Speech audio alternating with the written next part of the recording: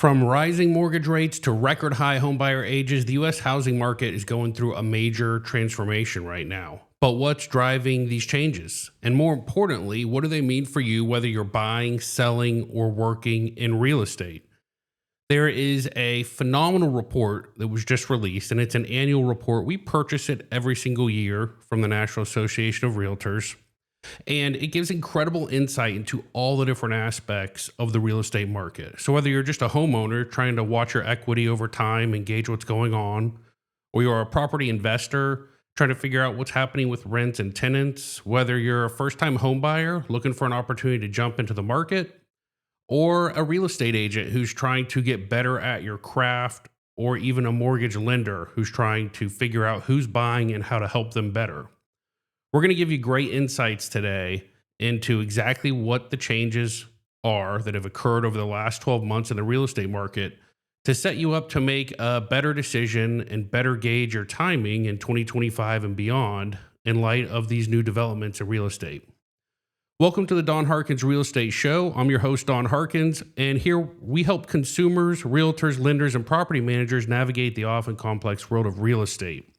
Together, we will uncover the deceptions and misconceptions propagated by some of the most well-known names in the industry. We'll look at myths and tactics that can unfairly target both consumers and practitioners. On this show, we tackle a variety of real estate topics that matter, including intro to real estate investing, negotiation secrets, marketing for brokers and agents, market analysis and pricing strategies, property management fundamentals, and how AI is transforming real estate, both for agents and investors. So thank you for tuning in today. And we're going to hop right into some of these slides because this is just packed full of information for you guys. This you can see here, cover of the report. So jumping right in, this first section here is going to be talking about who was purchasing homes last year. You might be thinking, with these interest rates and everything going on in the market, why is anybody out there buying? Interestingly, you can see here in this blue line, if you're watching, 56 was the median age of a home buyer in 2024. And that's the highest it's ever been, right? So for a long time, the average or the median age was 30. And then for a long time in the early 2000s, the median age was 40. And then prices got a little bit more expensive. So throughout most of the 2010s, we saw the median age around the mid 40s. And then we get this sudden spike from 2021, median age 45, right there where it'd been for a decade. We see it jump up to 56. Highest on record, been tracking this since 1981. And a remarkable spike. So if you're a buyer out there competing, or if you're a real estate agent or lender that's trying to figure out who's buying and who should I be looking at, who should I be helping, it's this demographic right here, 56-year-olds. That's the median age. Half the people were older than that. So that's one of the biggest changes we saw first. Another interesting change, 73% of all buyers had no children under the age of 18 living at home. So that's up from 70% last year. But that's pretty remarkable too. I mean, you would think people with kids, maybe they're moving to get into a specific school zone, or maybe they need more space. You hear sellers a lot of times say, well, we're looking for a nice family to buy this house. You hear neighbors when they see a house go up for sale, oh, I hope a nice family moves in here. And, this is pretty remarkable. 73% of buyers had no children living in the home. Now, that's not necessarily age-based, right? You could have it's just like they don't have kids, but this is coinciding certainly with the median age being 56. These kids have probably grown up, a lot of them moved on. So just a little bit different buyer that's out there looking right now. This was the most disturbing statistic. So 83% of recent home buyers identified their ethnicity as white or Caucasian. Only 7% of recent buyers identified as Black, African American. They say, well, maybe that's what they make up of the population. So we see here 2023 census, Black African American makes up almost 14% of the population. but here they're only representing 7% of home buyers. So it's an incredible opportunity to market to an underserved population. As a real estate agent or as a mortgage lender, uh, you can you can really have a win-win. You can help increase the rate of home ownership among Black and African Americans, and you can also go find yourself more customers. And a lot of times these people can qualify. They're just not approached, not advertised to, not targeted in advertising. So, there's no reason for this to be so low. It ought to be representative. The people buying homes should be representative of the people in the population. And it's not just Black African American. You've got Hispanic or Latinos representing 20% of the population, but only representing 6% of home buyers. So massively underserved. There's a slide I didn't stick in here that talks about the language spoken by home buyers. It was like 90+% spoke English. So another huge opportunity. Go take some Spanish classes, bring some Spanish agents onto your team, do some Spanish advertising. If you're a for sale by owner, you've got to have Spanish contracts. A lot of times these people qualify, they make the income, and they probably would buy homes, but they're just underserved. We don't do a good job as an industry of reaching out and making sure that our marketing is targeting all the different demographics. So, pretty underserved population, a big opportunity for mortgage lenders and real estate agents to get out there and do more deals and at the same time increase the rates of home ownership among these populations. Characteristics of home buyers. First time home buyers decreased to 24% of the market share, down from 32% last year. So, massive decrease, 25% decrease in their share of the market, and now representing only 24% of total home buyers. So chances are you're going to be selling your house to somebody who's owned before, maybe has a home sale contingency. If you are a mortgage lender or real estate agent, big opportunity here. First time home buyers are thinking they cannot buy, they can't afford, so they're not even trying, they're not even in the market. So get out there, get in front of them, show them those programs, help them qualify. Recent home buyers typically bought for the following reasons. So this answers the question, you're sitting at home, you've got a 4% interest rate, you really like your payment, house maybe isn't great fit anymore, and maybe you're not loving the neighbor, but you're not thinking about moving, and you're saying to yourself, who in the hell is buying houses right now? Or why are people buying houses? These are the areas why. So first off, people who don't own, they're trying to get into something for the first time.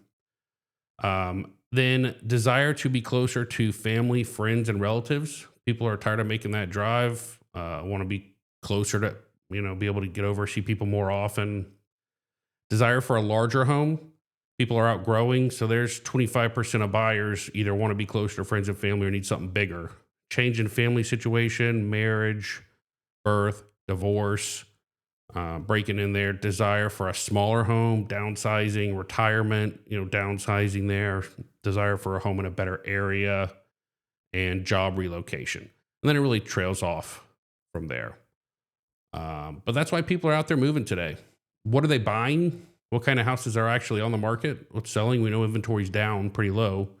But here's what they're buying. 85% of them are buying resale homes.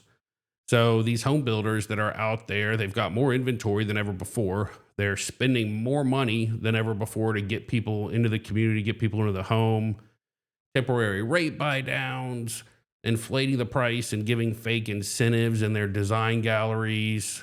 It's not working. We're seeing here people aren't buying more new homes, even though there's more new homes on the market. People don't want them. They're built too cheap. They're not built in the right areas. The sales tactics are gimmicky, and buyers just don't want them. They're still electing for resale homes, even in the face of rising new home inventory and increased new home incentives. Builders need to do a better job. Builders need to build a better quality product. They need to deliver at a better price. They need to do a better job selecting their land and build in more desirable locations. You're seeing builders, they're going out, they're buying the cheapest land they can get right next to the highways, right next to industrial areas, power plants and landfills. And they're sticking neighborhoods up here because the land is cheaper. And you can see in the data, buyers don't want it. They need to do a better job of paying a premium for the land, getting their costs down in construction, cutting some of their profits, and delivering a better value to home buyers if they want to sell those houses. Characteristics of home purchased.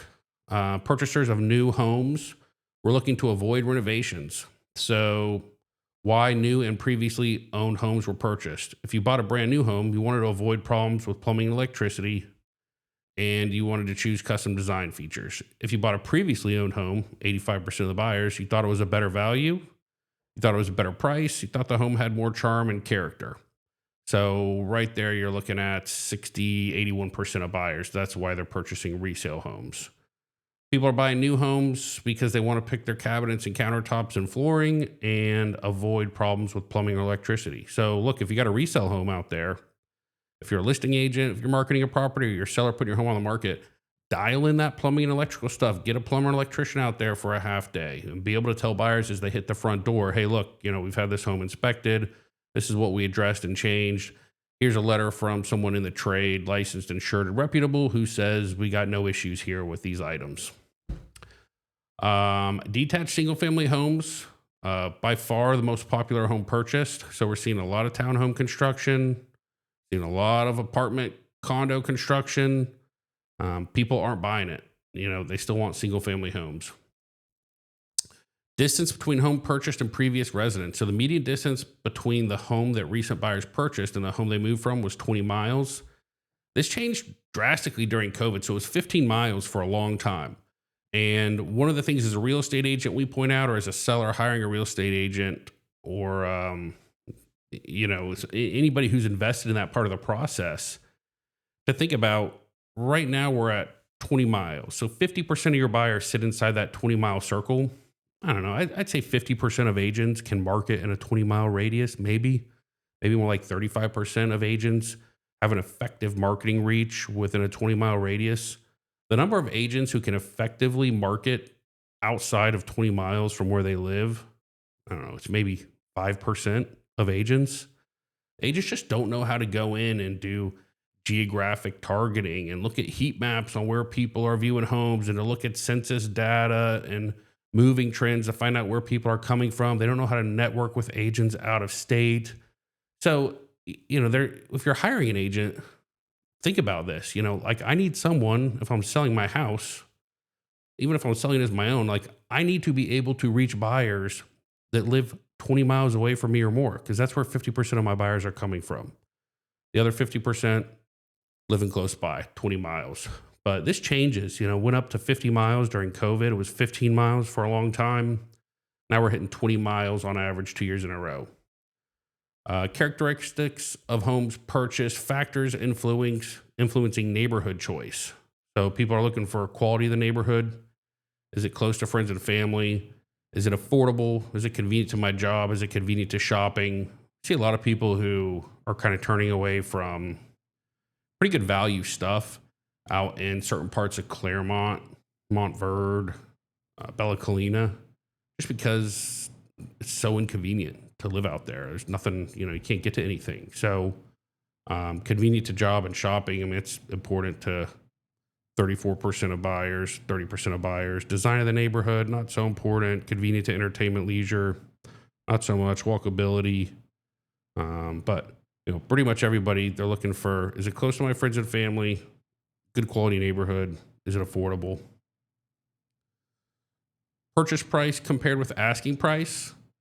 So the median purchase price is a percentage of asking price, 100%. 50% of buyers paid asking price or more in 2024. But you think the market's softening or weakening in light of higher interest rates or lower inventory? It's not. It's still decent buyer demand. Now, there's a lower number of transactions, but the buyers that have to buy, they're buying no matter what. They really need to buy. And sellers are not competing with so much inventory yet that they're having to soften a lot on their price. So people that paid less than 90% of asking price, only 7% of buyers. You get these people coming to the market, they haven't bought or sold a house in 25 years, and they're like, okay, the house is $500,000. I wonder if they'll take $530,000. No, they won't take $530,000. They will not take 550. People are paying near asking price. If you look here, you've got 30%, 30%, 62%, 81%, 85% of buyers paid, or 83% of buyers paid 95% or more of the asking price. So people that are out there buying homes, this is a good place to come in. Come in and start at 95 or 94% of ask, negotiate hard from that point. You wind up somewhere right here where the market's at. Size of home purchased, first time buyers and repeat buyers. So this was good if you're an investor. Like if you're trying to pick up a property, you want to be able to resell it quickly if something goes sideways. You want to have a big buyer pool when you go to resell. You want to have a big tenant pool. This is what people want. People want 1,500 to 2,500 square feet. Right there. That's the biggest bang for your buck. That's the area that's going to encompass the most buyers. You start to get up here into 2,500, 3,000 plus square feet, you're really getting a smaller share of the market. So you want to flip, if you want to buy and hold, invest, this is where you want to be, 1,500, 2,500 square feet. That's your biggest share of the buyer pool. Importance of homes, environmentally friendly features. This is one of those things where people say, well, look, we're going to spend some money on the house. We want to put it somewhere where we're going to get a good value return on it. Where should we be investing? Heating and cooling costs are important to buyers. So upgrade that AC, go for the higher end AC, variable speed, better brand, more energy efficient, higher SEER rating. That's somewhat important or very important to 82% of buyers. So you would think, okay, if I dump some money into a really high quality air conditioning HVAC system, I'll get a good return. Same with windows and doors. That's important to most buyers. Commuting costs, can't really do anything about that. Your house is where it is, the location is what it is. Energy efficient lighting, remarkably important to 69% of buyers. I mean, this might be the most cost effective thing you could do in a home is change out incandescent lighting to LED lighting, put it on timers, smart homes where you can, fade the light down in the evening, fade it up in the morning, have it auto on or auto off. Energy efficient appliances, that's a win-win for everybody. Buy those, put them in your house now, enjoy them, get some value back when you sell. And then it gets kind of negligible beyond that, landscaping, community features, solar panels. You can see solar panels are very important to 6% of buyers. I mean, this is an incredibly expensive investment that compromises the integrity of your roof. Marginally offsets the cost of energy unless you just use an insane amount of energy. You have just a huge house and 3 electric cars and you're always home with everything on. But this is why appraisers aren't giving a lot of value to solar panels. This is why 9 out of 10 real estate agents are going to tell you don't put solar panels on your home. It's just buyers don't care that much about it. It's like, yeah, if it's got it and it's free, it doesn't cost me anything, sure. It's not important to them. Or at least it's not important to 83% of them. Factors that could cause a buyer to move. Life change, obviously. 25% of buyers said they're never moving. 21% said they'll move for a household member's health or for job or career change, 20%. But I put this in here, this is a huge report. This isn't everything. We're just hitting the wave tops. But 25% of buyers said they're never moving. So pretty remarkable if you're trying to gauge, is there going to be a better opportunity to buy in a year from now or 2 years from now? It appears there's not going to be some big flood of inventory coming on the market. And this goes along with that. This is the expected tenure in homes. This is how long people think they're going to live in the homes that they currently purchase. 15 years. This used to be 7 to 12 years. People on average would say, yeah, I'll probably move in 9 years, 10 years. This has jumped by 50%. And people are saying, you see 2006, 7, 8, 9, 10 years. This was the conventional wisdom. This is what they taught in the classes, 10 to 12 years. And now 15. So this just tells me, look, inventory is going to be constrained for a long time. Buyers aren't planning on going anywhere anytime soon. So as long as inventory is tight, You don't have to have very much demand for the market to remain fairly competitive and for prices to remain close to where they are or continue to move up. Touch on the home search process. If you are a seller or an agent, even if you're a buyer, very important information. 86% of buyers utilize a real estate agent, 69% relied on mobile devices. Just here, this is 86% of buyers using an agent. Those 14%, I don't know how they're out buying homes, finding homes, negotiating, writing contracts, and closing without an agent, but more power to them. Only half of buyers went to an open house. Only 3% of buyers used a billboard or a television. And I put this in there because you see agents do this gimmicky stuff like buy billboards, or like in my market, every 3 months, there's another agent that gets suckered into this American dream scam where they charge you $7,000 and tell you you can advertise yourself being an Emmy Award winning host. And they're going to put you on TV, even though it's only on like streaming services. And they do this cheesy TV show. Look, why don't you spend your money and your time and your energy and your effort advertising in areas and with things that are valuable to buyers? Like, put some money into doing some online videos about the area that you're representing, where your listings are. Put some time, energy, and effort into networking with a home builder, or putting some interactive features into your signage, or building a more mobile responsive website. You got people making TV shows that nobody's watching, who, when you go to their website on an iPhone, it crashes the browser. So just, be cognizant of, like, what do buyers want? What do buyers use? Well, they want mobile responsive. About half of them are going to pop into an open house occasionally.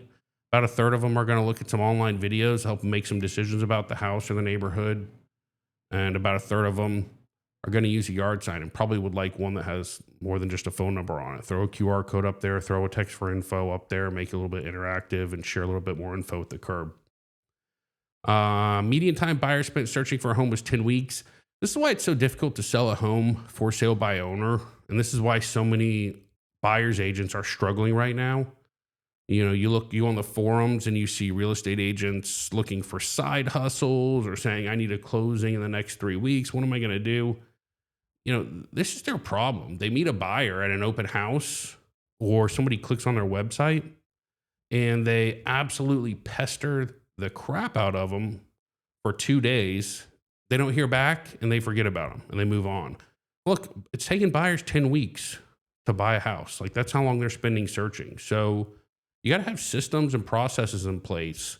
Even as a listing agent, if somebody inquires about your listing, you got to have a system and a process in place to stay in touch with that buyer for 10 weeks and follow up and make multiple contact attempts systematically over time, because that buyer may reach out today and then they might get busy for 3 weeks. So, just as a seller, as an agent, even as a mortgage broker, maybe you talk to somebody on the phone, they tell you they want to get pre-approved, they don't fill out an app right away, you get frustrated, ignore them. Like, it's going to take some time. Buyers need some time to work through this process. This is the most important slide for a seller or a real estate agent. It's really the only reason, not the only reason, but it's the most important reason we buy the report. It tells us where buyers found the home they purchased. So if we're marketing a home for sale, we have a $10,000 budget. We're going to designate $5,100 to online marketing. We're going to designate $2,900 to marketing towards other real estate brokers. Maybe that's hosting a broker's open house. Maybe that's sending high quality photos and video boxes to their offices. Maybe that's buying an email list or subscribing to a newsletter service. It's going to get us in a certain number of inboxes. We're going to spend $400 on a yard sign open house package, catching people at the door, registering. We're going to spend $800 marketing to friends, relatives, and neighbors, direct mail, geofenced ads, local social marketing, email marketing to the seller's database, sponsored listings on Nextdoor. $500 to a home builder or their agent, dropping off some gift cards, the most popular builders in the area, asking who they have that they're building a home for. It's not going to be ready in 2 or 3 years, or somebody who has a lot, but they're working on plans and maybe they want to be in the neighborhood and live there for 2 or 3 years and watch their home get built. And then directly from the sellers or new to sellers, we'll help the seller market to their own database. But this is how we allocate our marketing budgets, right? You can see how it's changed over time. 48%. It used to be all about agent to agent networking. Mildred, who has been in the business since 1980 and knows every agent in town, that used to be incredibly valuable. That was like the most valuable way that buyers found the home they purchased was from their real estate agent. It's still important today, but look, it's down 20%, and we've definitely got a heavy shift to online marketing being the most important place where buyers are searching. The home search process, again, like this is where agents need to invest as a seller or as a mortgage broker. This is what buyers are engaging with. So provide your buyers this information. They want photos, they want details, they want floor plans, they want virtual tours, they want comps, they want to know about the neighborhood, what's happening, who lives there. Uh, you know, Interactive maps, be able to click around, videos. After that, look, this other stuff kind of gimmicky. Virtual open houses, virtual listing appointments, real estate news articles. It's not that important to very many buyers. Financing the home, 74% of all buyers financed their home purchases, a decrease from last year where 80% financed. When you look at that, 11% of buyers financed 100% of the entire purchase. How much money are people putting down? What's realistic to expect? Well, when you look here, you've got 20, 31, 43, 54% of buyers are putting down 20% or less, right? So this is where you're going to be doing most of your work, okay? You've got 13% that are putting 70 to 79% down, and then, less than 50% down, or financing less than 50%. This kind of scales down. You got like 4%, 4%, 4%, 4% at 50, 40, 30, 20. So, 54% of buyers putting down 20% or less. That's where most of your financing is happening. Sources of the down payment, 49% of savings. So people are saying, where are buyers getting this money from to buy these houses? They saved their money. They have savings. Or proceeds from the sale of a primary residence, also an important source. Gift from a friend or relative. I mean, look at this drop off here. This is the big source of down payment money. This is where buyers who are buying right now are getting the funds to purchase from. Sale of stocks, pension funds, inheritance, this is all negligible. It's nothing. It's really savings or proceeds from the sale of an existing home. Sacrifices made to purchase a home. This is really in here for first-time home buyers. Like, if you're trying to buy a house or buy a bigger house and you're discouraged right now at the cost, and you're trying to figure out, like, how are people buying houses? How can I buy a house? Well, success leaves clues. This is a nice piece of the survey because it can give you some guidance on where you might be able to look at your own budget and figure out how you can make some sacrifices that are going to be effective in helping you make a purchase. So, cutting spending on luxury and non-essential items, of course, designer goods, vacations, things like that.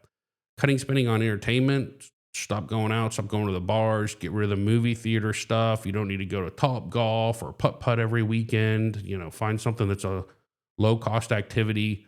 Cut spending on clothes, go to the thrift store, wear what you got, lose some weight, cancel vacation plans, paid minimum payments on bills. I mean, paying more interest isn't necessarily a great way, but I guess so. And then earn extra income through a second job. Great. Sold a vehicle. All good stuff here. Moving in with friends, family. So just some options if you're struggling to afford the house you want to buy right now. This is what some other buyers have done to help them get into a home. Chapter 5, financing the home purchase, all cash buyers. This was interesting. So you've got this huge spike in all cash buyers. Look, the interest rate spiked, so all cash buyers are increasing. Like it makes more sense to use all cash when interest rates are 7 or 7.5% than when they are 2.75%.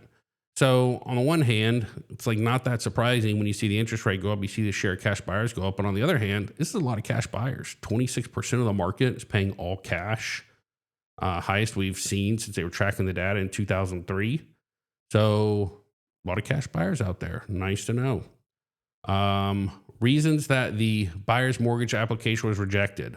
So if you're helping a buyer get approved, or if you're a buyer and you're anxious, you have anxiety about applying for a mortgage, then these are the things that you can pay attention to and research ahead of time to give you greater confidence or increase your chance of getting approved. Debt to income ratio. Get your spending down, add up all the bills that you have every month on your credit report, and compile that, and then look at all your income and divide all your bills by your income.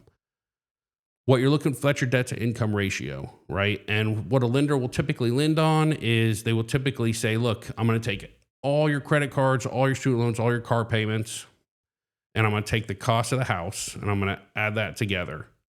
And if that is 50% or less of your total monthly income, then you're good to go. You're qualified. If that's more than 50%, maybe you have to go into some different programs. Could be a little bit hairier, still possible, but generally speaking, like that's the magic number, 50%, at least for conventional loans. So get that debt to income ratio down by getting rid of some monthly debt, sell that car, pay that credit card off, pay off that student loan. Don't buy that thing on these buy now, pay later services like Afterpay and Affirm. Those things report on your credit. Low credit score was another item. This is something that you can find out very, very quickly. You don't need to go through some long, drawn out mortgage application process to figure out if your score is going to be good or not.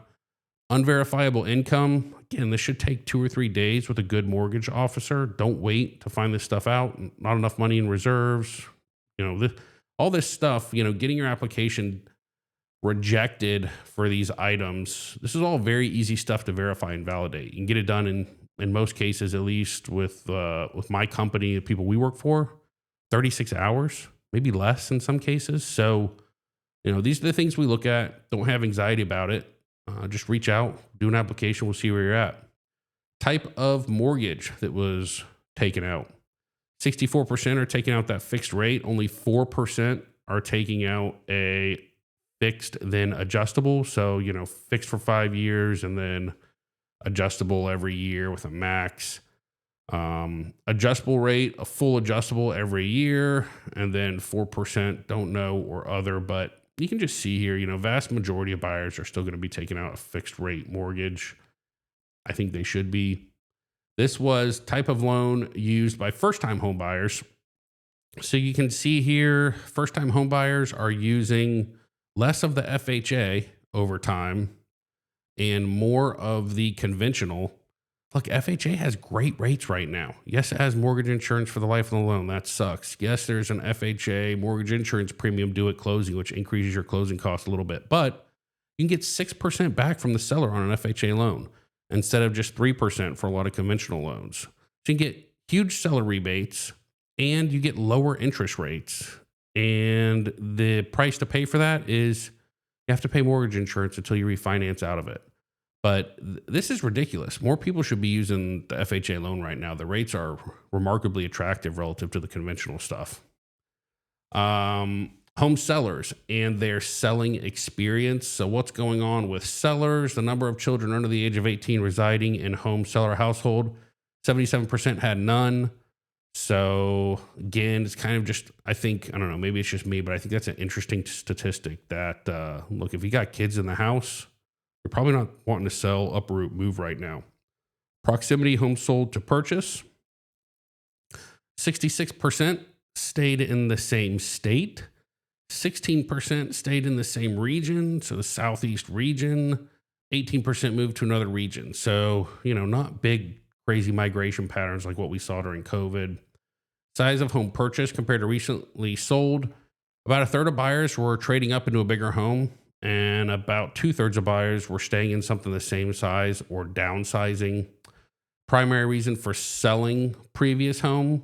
All sellers want to be close to friends or family. Also important to buyers, being close to friends or family. So, when you're helping a buyer purchase, find out where do mom and dad live, where your brothers live, where do your sisters live, where do your friends live. And when you are looking for people that have homes to sell, find people who aren't living that close to their friends or family. See if you can help them get a little bit closer. Look for houses near where their friends and family live. See if you can help them get a little bit closer. And, it's going to be a win-win. You're going to create more inventory for buyers out there, and you're going to help somebody get closer to their friends and family, which we know is important to almost everyone. 12% of sellers said my home is too small. 11% said it's too big. 10% said the neighborhood's gone downhill. 8% change in family situation. And then lower. So those are the big reasons sellers are selling. Median time a seller was in a house, 10 years. So, while forecasting, looking forward, people are saying I'm going to be in my home longer moving forward. Existing sellers, they were in there about 10 years before they pulled the plug. For all sellers, time on market this year was a median of 3 weeks. So homes still selling pretty fast. Again, people waiting for the big crash. Look, median of 3 weeks on the market. 50% of homes are selling in less than 3 weeks. That's a fair amount of demand. I mean, and you're seeing, again, the previous slide, they're getting 100% of their list price in 3 weeks or less. It just tells you how much demand is still out there in the market. Home selling and real estate professionals. This was just pretty remarkable, I thought. 90% of sales were agent assisted. Almost second high of all time. About 6% were for sale by owner, and another 4% were, off market, direct party to party, something like that.